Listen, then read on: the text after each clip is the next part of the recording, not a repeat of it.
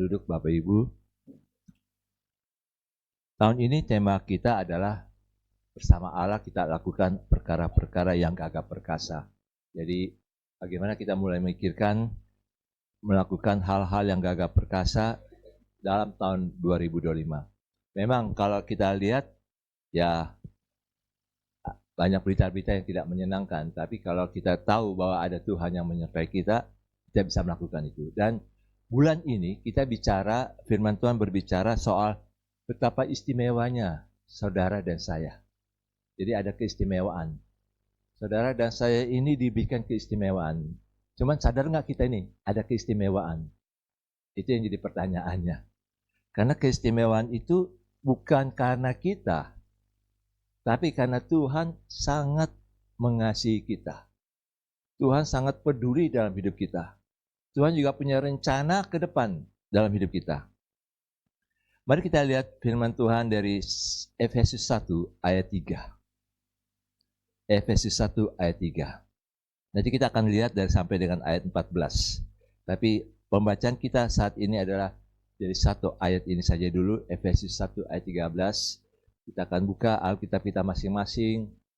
Efesus 1 ayat 3. Efesus 1 ayat 3.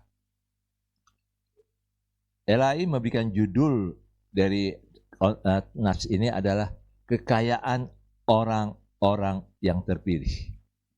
Dalam ayat 3, firman Tuhan berbunyi demikian. Terpujilah Allah dan Bapa Tuhan kita Yesus Kristus, yang dalam Kristus telah mengaruniakan kepada kita apa? Segala berkat rohani di dalam surga.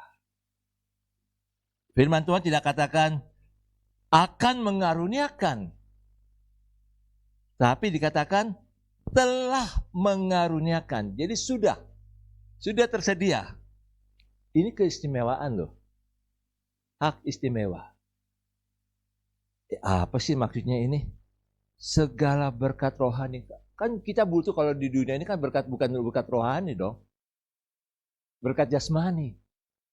Berkat yang finansial, yang untuk kehidupan kita sehari-hari. Tapi jangan salah Bapak, Ibu, dan Saudara. Segala sesuatu yang terjadi dalam dunia ini dimulai direncanakan dari surga. Makanya dalam doa Bapa kami dikatakan, jadilah kehendakmu di bumi seperti di surga. Apa yang Tuhan rencanakan di surga boleh terjadi dalam kehidupan kita nih.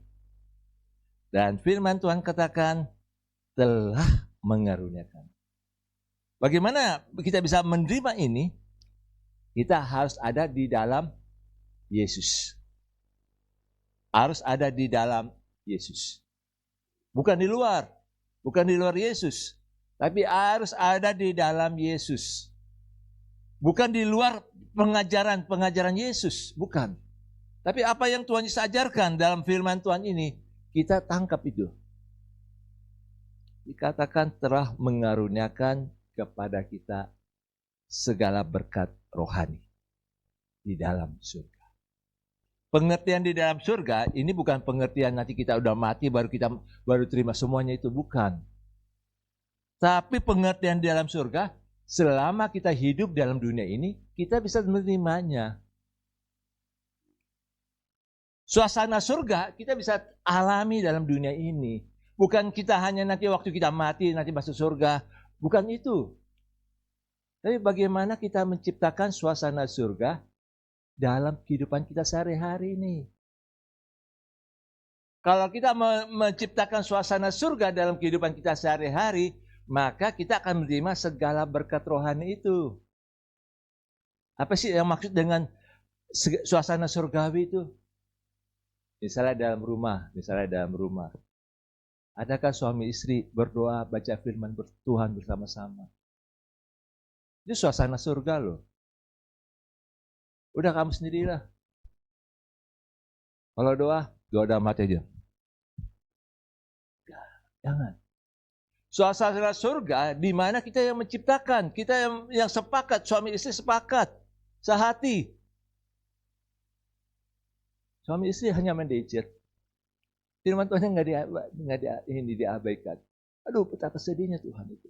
Padahal Tuhan kita, ini gini saudara, Tuhan kita rindu loh. Aku ingin berkati loh anak-anakku ini.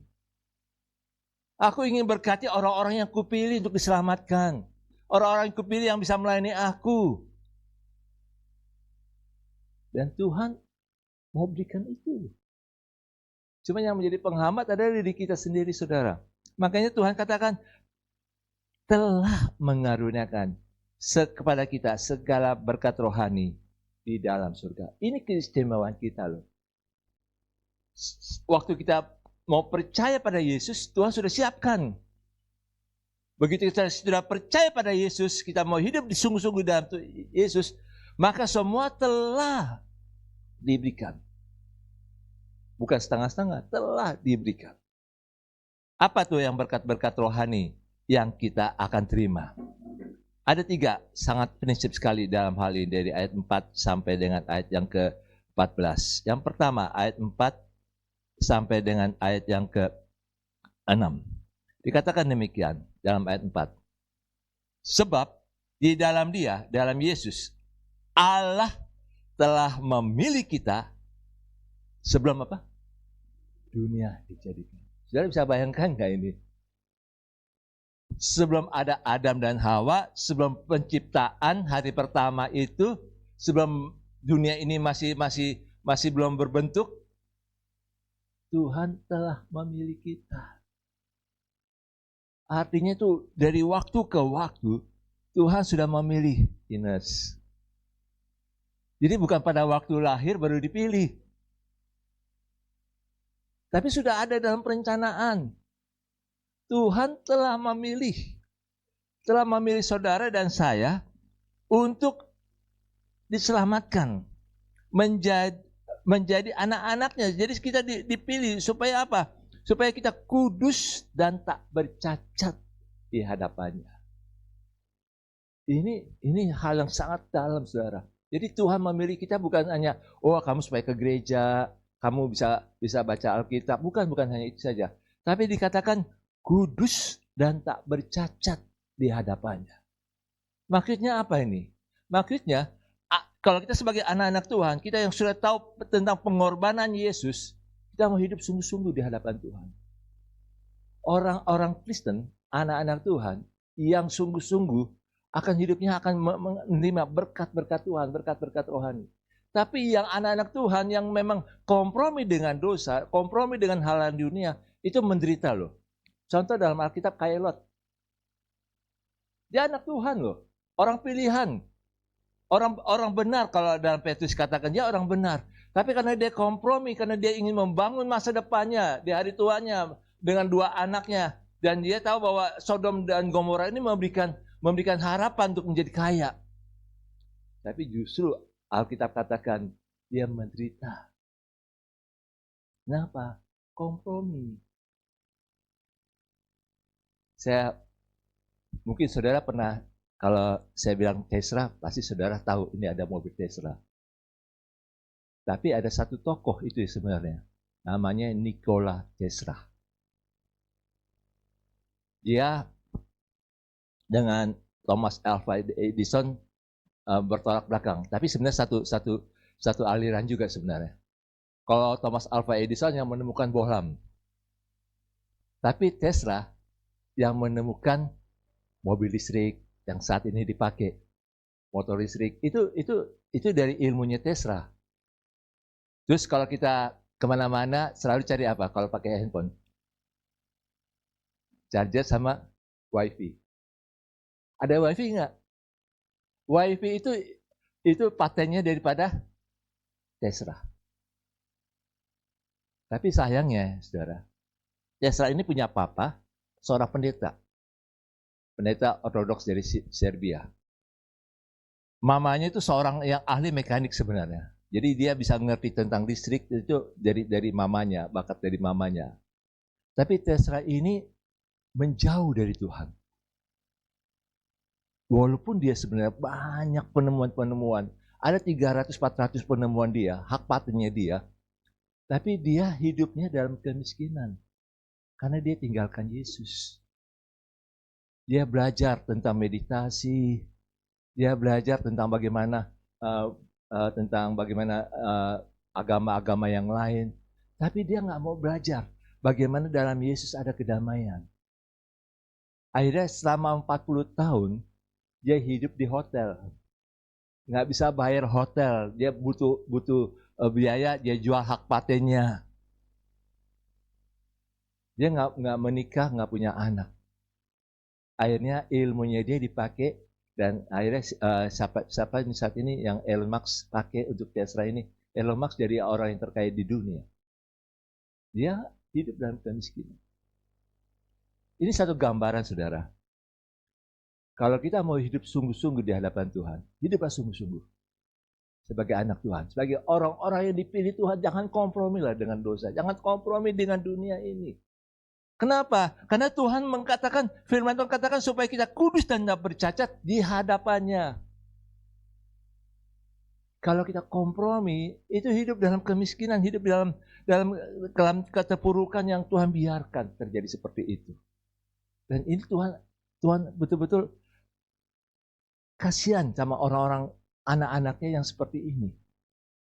Jangan sampai kita mengalami hal-hal seperti ini. Untuk kudus dan tak bercacat di hadapannya. Makanya setiap anak Tuhan yang kompromi dengan dosa, dengan dunia, kadang-kadang Tuhan tuh izinkan loh. Sebelum dia meninggal, Tuhan didik dulu dia. Tuhan murnikan dia. Tuhan bersihkan dia. Dengan apa? Dengan masalah demi masalah yang begitu banyak. Kami menyaksikan beberapa orang itu di hari-hari Tuhan itu, justru di hari-hari menjelang kematiannya, justru mengalami masa-masa yang tidak mudah bagi mereka. Tuhan ingatkan dosa-dosanya. Selama itu dosa-dosanya dia sembunyikan. Ada juga dosanya yang dia tidak sadari. Dia pikir sudah selesai kok, sudah selesai semuanya itu. Padahal itu dosa. Dan Tuhan membuat orang itu betul-betul dimurnikan. Justru puji Tuhan, dia masih bisa dimurnikan oleh Tuhan. Walaupun melalui proses yang tidak mudah. Yang tidak mudah. Makanya saya ingin sarankan pada anak-anak muda. Selama masih muda, jangan merasa masih kuat.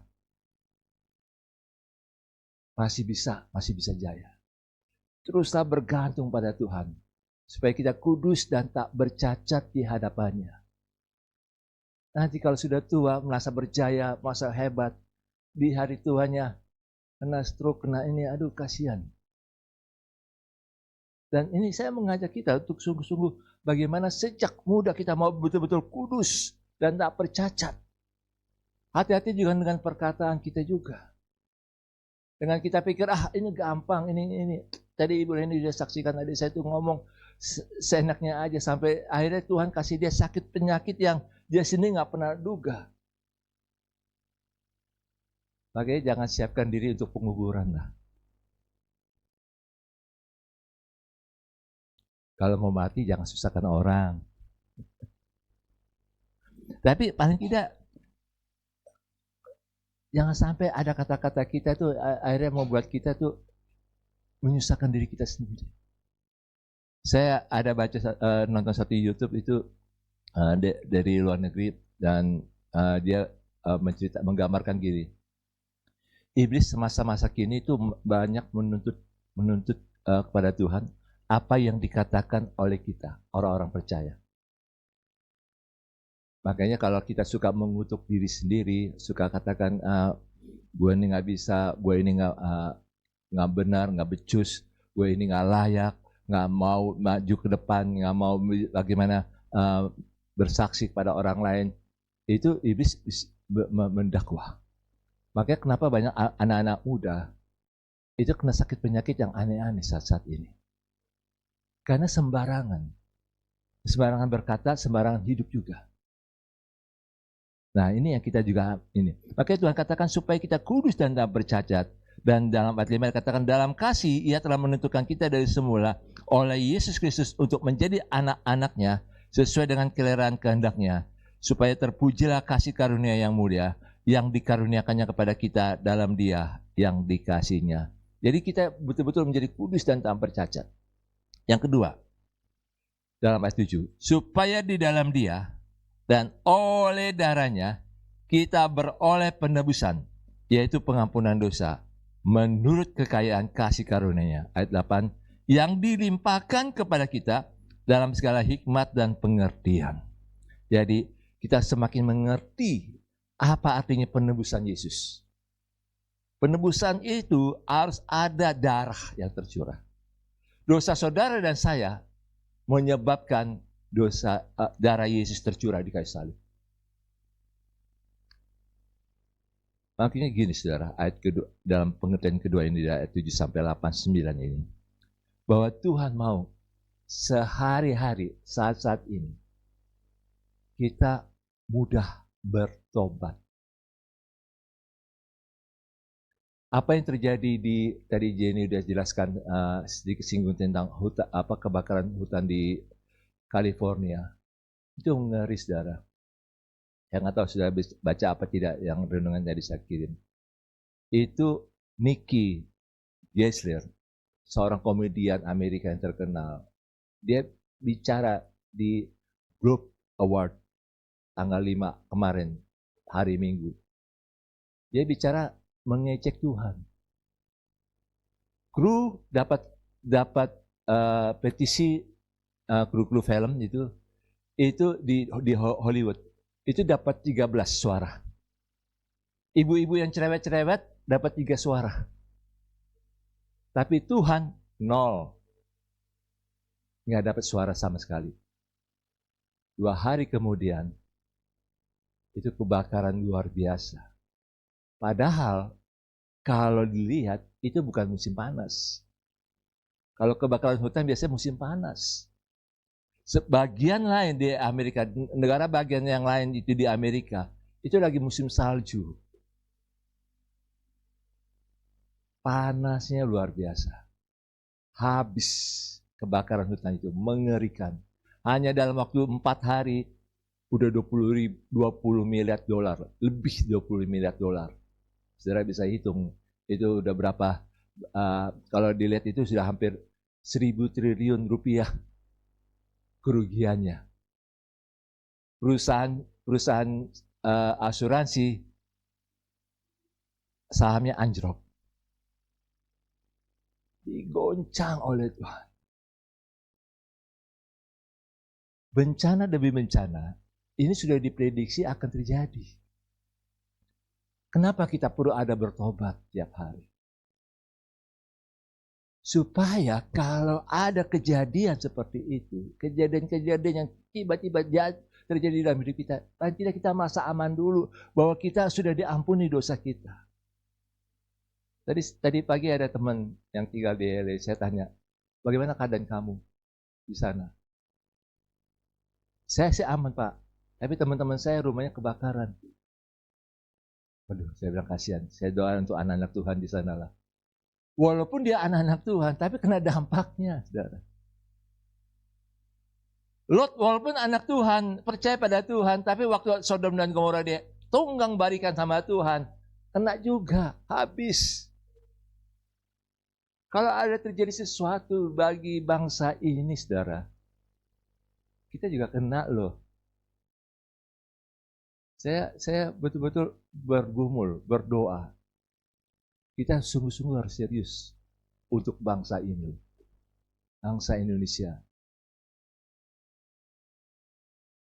Malah saya ada diskusi dengan seorang teman, dia beritahu situasinya memang nggak mudah Indonesia ini. Jangan pikir Indonesia ini masih aman. Memang Prabowo presiden yang baik ya, saya akui dia presiden yang baik, presiden yang memang sungguh-sungguh mau memajukan bangsa ini. Tapi kita perlu doakan orang-orang di bawahnya yang memang kita nggak tahu apa sih hasil kerja mereka. Ini hal-hal yang memang cukup untuk kita itu betul-betul kita doakan. Orang-orang yang bisa mengejek Tuhan bisa saja tidak terjadi. Kemarin Pacitan aja gempa itu di lempengan gempa itu yang potensi megatrust itu ada. Sehingga walaupun kecil, Tapi lempengannya itu bisa, gempa itu bisa terasa sampai Solo, sampai Malang. Padahal itu gempa cuma 4,2 skala Richter. Kecil. Itu nggak ada apa-apa, itu kayak main ayunan aja itu. Kalau 4,2. Tapi terasa, itu udah ada ancaman. Kita tidak tahu loh megatrust itu kapan terjadi. Ada hamba Tuhan kalau di YouTube saya lihat itu mungkin terjadi bisa bulan Maret. Terus juga ada hamba Tuhan yang katakan ini pandemik berikutnya ini terjadi pada musim semi. Kalau musim semi itu kapan ya? Ya Imlek. Imlek itu awal musim semi pasti. Betul kan Ibu Kumala ya? Itu awal musim semi. Imlek. Makanya ini yang kita juga harus waspada. Artinya gini saudara, saya ingin mengajak kita, biar tiap hari, jangan pikir kita ini masih aman, kita perlu bertobat. Bertobat sungguh-sungguh. Kita nggak tahu apa yang terjadi besok. Apa yang terjadi kemudiannya, 1 jam kemudian kita tidak tahu. Kalau kita bertobat, masih ingat doa syafaat daripada Abraham. Tuhan, kalau ada 50 orang saja yang percaya kepadamu, orang benar, apakah engkau akan tunggang balikan Sodom dan Gomora itu? Tuhan bilang, aku tidak akan tunggang balikan. Kalau ada 50 orang benar di Sodom itu. Terus Abraham tawar, kalau 45 bagaimana Tuhan? Dia masih ragu nih, benar nggak ini ada 45? Kalau 40 bagaimana Tuhan? Tawar sampai 10. Tawar sampai 10. Tuhan sampai bilang, kalau ada 10 orang benar di Sodom, aku tidak akan tunggang balikan. Makanya apa di sini Bapak Ibu? Kalau kita tiap hari bertobat, ada sesuatu yang akan terjadi di lingkungan kita, di sekitar kita, Tuhan bisa cegah. Makanya jangan anggap enteng itu artinya bertobat. Kok sedikit-sedikit bertobat, kok sedikit bertobat. Iya.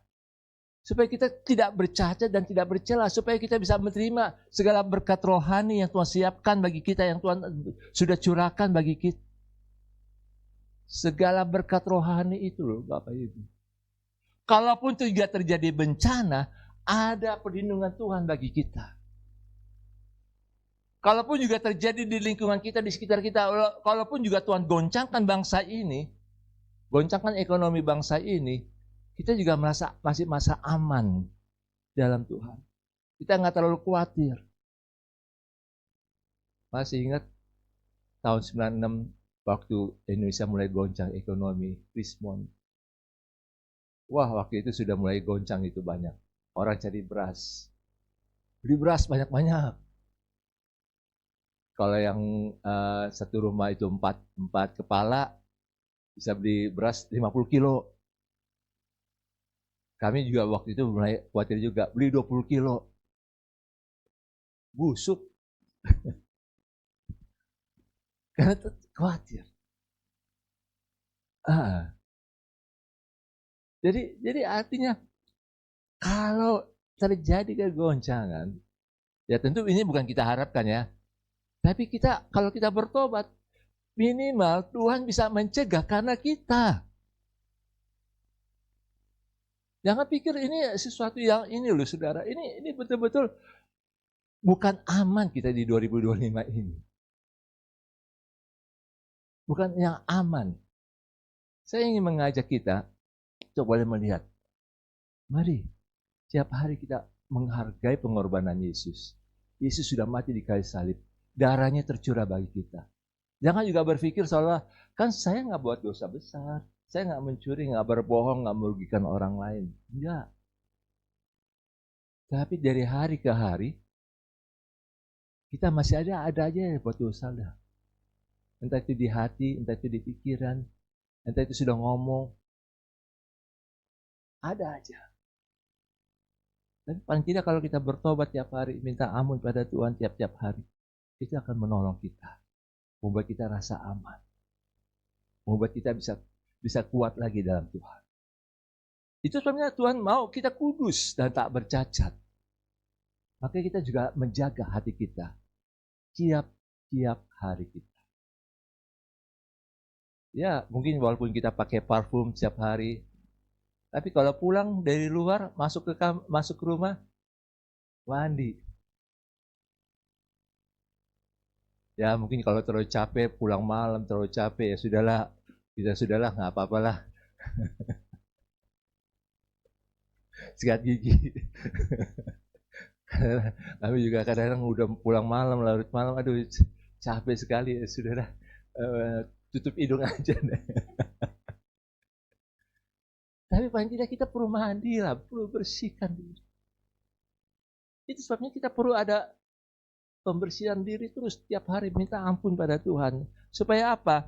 Supaya kita betul-betul hidup dalam kekudusan Tuhan, hidup yang tidak bercacat di hadapan Tuhan. Dosa yang disembunyikan pasti terbongkar. Dosa kecil yang disembunyikan pasti terbongkar. Pasti ada tuntutan di hati. Lu masih bohong, lu masih sembunyikan. Pasti ada. Makanya saudara, kadang-kadang kalau kita buat dosa, kita tuh nggak bisa tanggung loh akibat dosa itu sendiri. Nggak bisa tanggung. Makanya kita minta ampun pada Tuhan tiap-tiap hari. Betul-betul kita butuh. Biar minta ampun pada Tuhan itu menjadi gaya hidup kita. Menjadi gaya hidup kita. Kalau kita tidak mempunyai gaya hidup untuk minta ampun pada Tuhan tiap hari, berarti kita menutup diri untuk tidak menerima segala berkat rohani di surga. Berikutnya, yang ketiga, dalam ayat 9.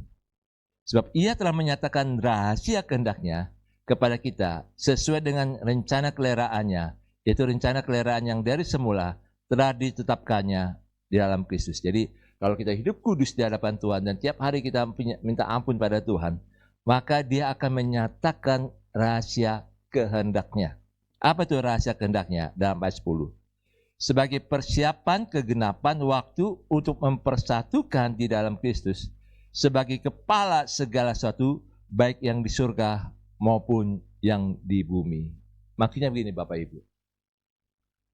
Waktu kita hidup kudus dan berkenan pada Tuhan, tak bercacat, Tuhan akan bukakan apa sih kehendak Tuhan bagi kita. Kehendak Tuhan itu adalah bagaimana ada pada waktu satu saat Kristus menjadi kepala segala sesuatu yang ada di surga maupun yang di bumi. Walaupun banyak orang-orang yang mengolok-olok Yesus, banyak orang yang menghina Yesus, banyak orang yang mengatakan Yesus itu sudah mati, sudah nggak ada apa-apa, Yesus itu nggak ada di dunia ini. Banyak orang yang mengolok-olok seperti itu. Tapi satu saat setiap orang akan bertelut. Satu saat setiap lutut akan bertelut, akan betul-betul mengaku bahwa Yesus adalah Tuhan. Dan ini akan terjadi. Ini akan terjadi. Itu sebabnya kenapa kami terus berdoa, hati kami, saya sama Ibu Leni punya beban, bagaimana kita bisa beritakan Injil kepada orang lain yang belum mendengar Injil. Membagikan kasih yang belum mengenal kasih Yesus. Supaya pada waktu nanti terjadi sesuatu dalam dunia ini, mereka tahu, mereka sudah mendengar Injil. Tuhan tidak akan menghukum seseorang atau suatu tempat tanpa ada orang yang memberitakan Injil dulu. Waktu Tuhan mau menghancurkan Niniwe, Niniwe itu belum mendengar Injil, belum mendengar firman Tuhan. Maka Tuhan kirim Yunus. Kamu pergi ke Niniwe, aku akan tunggang balikan. Waktu Yunus berpikir, nggak mungkin Tuhan, saya nggak bisa ke sana. Niniwe itu terlalu jahat, biar engkau tunggang balikan saja Niniwe. Tapi Tuhan katakan tidak, kamu pergi ke sana. Yunus berontak pada Tuhan, Yunus pergi ke tempat yang lain, Yunus akhirnya dimakan sama ikan besar, dan dia betul-betul bertobat di dalam ikan besar, perut ikan besar. Baru dia pergi. Waktu dia pergi ke Niniwe, dia katakan, 40 hari lagi Tuhan akan menunggang balikan kota ini. Khotbahnya cuma itu aja loh. Khotbahnya membosankan, cuman 40 hari lagi Tuhan akan menunggang balikan kota ini. Dan mereka bertobat. Tuhan tidak jadi menghukum Niniwe. Bapak Ibu dan Saudara, kita mungkin harus mulai mengerti apa rencana Tuhan dalam hidup kita. Apa kehendak Tuhan dalam hidup kita. Tuhan sebenarnya mau, kita ini yang ketiga ini, Tuhan mau kita bercerita tentang Injil Kerajaan Allah pada orang lain. Pada tetangga kita, pada teman-teman kita, pada orang-orang yang kita kenal. Orang-orang yang mungkin kita tahu bahwa orang ini belum kenal Yesus. Kita harus berani bersaksi kepada mereka. Kita harus berani berceritakan tentang apa sih tentang Tuhan kita dalam hidup kita ini kepada orang lain yang ada di sekitar kita. Tujuannya apa? Supaya kalau terjadi penghukuman Tuhan atas dunia ini, mereka sudah tahu dulu tentang Injil, mereka tahu dulu tentang kasih Tuhan dalam hidup mereka melalui kita. Kalau kita nggak menceritakan itu, nanti di penghakiman yang akan datang, semua sudah mati dan dalam penghakiman Yesus. Orang-orang ini bilang gini, Yesus, saya minta maaf nih, saya pakai Ibu Lim nih ya. Ibu Lim itu nggak cerita sama saya. Terus Tuhan Yesus mandang Ibu Lim. Kenapa kamu nggak cerita-cerita? Ibu Lim mungkin nunduk. Saya malu Tuhan. Artinya gini, kita diminta pertanggungjawaban loh atas nyawa mereka. Nyawa orang-orang yang kita kenal. Mulailah doakan. Mulai doakan. Keselamatan itu bukan hanya untuk saudara sendiri. Keselamatan penebusan yang Tuhan berikan bagi kita, itu untuk kita bisa bagikan. Itu seperti atmosfer yang bisa punya pengaruh yang luas kepada orang lain yang ada di sekitar kita. Mengapa kami suka dalam pelayanan misi? Karena kami bisa membagikan kasih Yesus kepada mereka, supaya mereka mendengar tentang Injil. Kalau terjadi sesuatu dalam diri mereka, itu urusan mereka. Yang penting kita sudah bagikan, kita sudah berceritakan. Tuhan mau sebelum dia dinyatakan menjadi kepala dari segala sesuatu, Tuhan mau kita itu hidup di dalamnya. Kita bisa menceritakan. Sehingga kita bisa bersama-sama dengan Yesus. Bisa bersama-sama dengan Yesus. Waktu Yesus memerintah di dunia ini nanti sebagai kepala dari segala sesuatu, baik yang di surga dan maupun yang di bumi, kita ini yang akan bersama-sama dengan Yesus memerintah. Saya ingin mengajak kita, yang ketiga ini, kalau kita mau tidak bercacat di hadapannya, tiap hari bagikan kasih Yesus, Injil Yesus kepada orang lain yang ada di sekitar kita. Bagikan. Kita bagikan melalui medsos, entah itu bagikan melalui apa yang kita ngomong waktu kita lagi onsite, kita ngomong pada mereka, kita bagikan, saudara. Orang-orang seperti ini akan menjadi bersama-sama dengan Yesus, memberita bersama Yesus. Orang-orang seperti ini akan menangkap apa sih kehendak Yesus dalam hidupnya. Dan orang-orang seperti ini akan istimewa di mata Yesus. Akan istimewa. Saya ingin mengajak saudara, tahun 2025 ini, kalau kita betul-betul ingin katakan bersama Allah, kita akan melakukan perkara-perkara gagah perkasa. Kita mulai menceritakan kasih Yesus pada orang lain. Berani. Dengan apa yang kita alami sehari-hari. Nggak usah yang rumit-rumit, apa yang kita alami. Saya sakit disembuhkan oleh Tuhan, saya berdoa disembuhkan oleh Tuhan. Saya berdoa untuk mencari sesuatu yang berarti bagi saya, Tuhan temukan. Tuhan pimpin saya. Cerita apa yang kita alami, kita tahu. Dan itu sungguh-sungguh akan menjadi berkesan bagi mereka. Itu yang melindungi kita untuk bagaimana kita mendapatkan segala berkat rohani yang tersedia bagi kita. Berikutnya itu dalam ayat 11 sampai dengan ayat 14. Janji Tuhan itu pasti digenapi dalam hidup kita. Jadi sudah bisa baca sendiri. Karena 3 hal ini sangat penting bagi kita. Pertama, Tuhan mau kita jadi kudus dan tidak bercacat. Karena Tuhan mau berikan segala berkat rohani. Mari kita hidup kudus dan tak bercacat. Kedua, kita hidup dalam pengampunan dosa. Kita minta pengampunan tiap-tiap hari daripada Tuhan. Dan yang ketiga, kita berani menceritakan kasih Yesus pada orang lain. Sehingga keistimewaan yang Tuhan berikan ini, saudara, akan membuat kita menerima segala berkat rohani yang Tuhan siapkan di surga bagi kita dalam kehidupan kita sehari-hari di dunia ini. Mari kita berdoa.